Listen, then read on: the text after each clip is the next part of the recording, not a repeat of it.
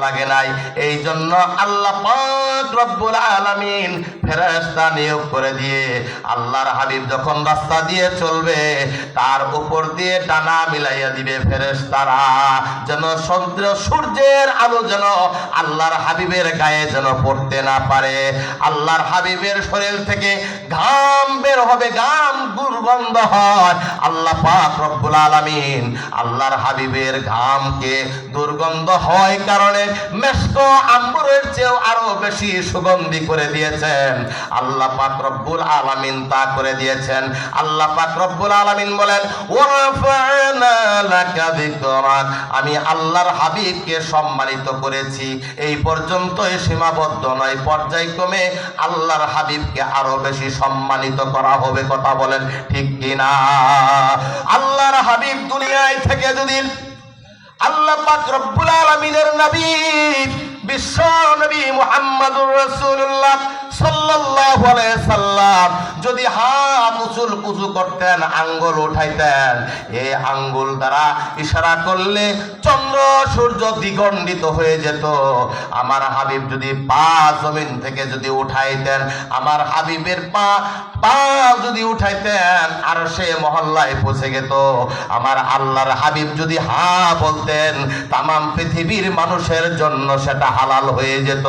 আর আমার হাবিব যখন না বলতেন, তামাম পৃথিবীর জন্য সেটা হারাম হয়ে যেত। কথা বলেন ঠিক কিনা? তায়েফের প্রান্তরে গেলেন মানুষদেরকে সুখ শান্তির দিকে ফিরে আসার জন্য। আল্লাহর হাবিব বিশ্ব নবী মুহাম্মদুর রাসূলুল্লাহ সাল্লাল্লাহু আলাইহি সাল্লামকে তায়েফের প্রান্তরে যুবকেরা মেরে তাকে রক্তাক্ত করে সেই তায়েফের ময়দানে ফেলাইয়া রাখলো।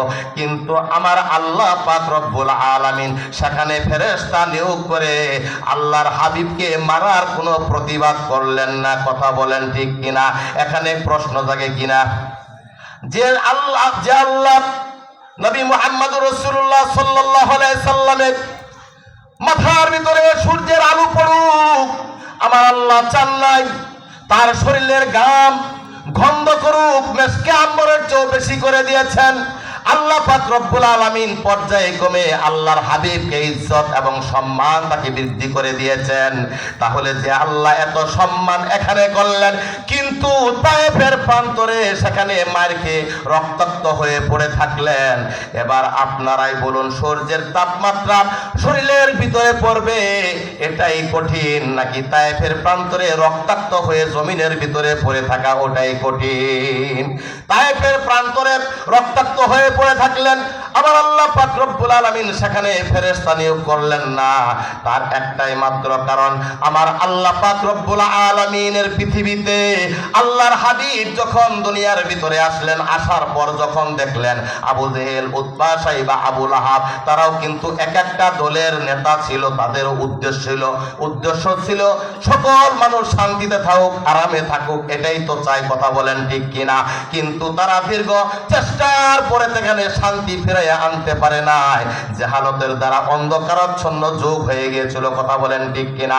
আমার আল্লাহ পাক রব্বুল আলামিন নবী মুহাম্মদুর রাসূলুল্লাহ সাল্লাল্লাহু আলাইহি সাল্লামকে দুনিয়ার ভিতরে পাঠালেন। আল্লাহর হাবিব মক্কার বেদুইন কাফের মুশরিকদের যুবকদেরকে লইয়া এই মক্কার ভিতরে মানুষের দ্বারে দ্বারে, মানুষের ঘরে ঘরে গিয়ে মানুষদেরকে বুঝাইয়া দিলেন, তোমরা মারামারি করো না, কাটাকাটি করো না, অন্যায় অত্যাচার করো না, জুলুম করো না, জানা ব্যভিচারায় লিপ্ত হয়েও না। দেখা গেল ওই যুবকদেরকে একত্র করে নিয়ে যখন দীর্ঘদিন মানুষের কাছে গেল, কিন্তু ওই মক্কার ভিতরে একটাও বাস্তবায়ন হলো না। কথা বলেন ঠিক কিনা? আল্লাহর হাবিবের এই চেষ্টা প্রচেষ্টা আমার আল্লাহ পাক রব্বুল আলামিন জানেন। আল্লাহ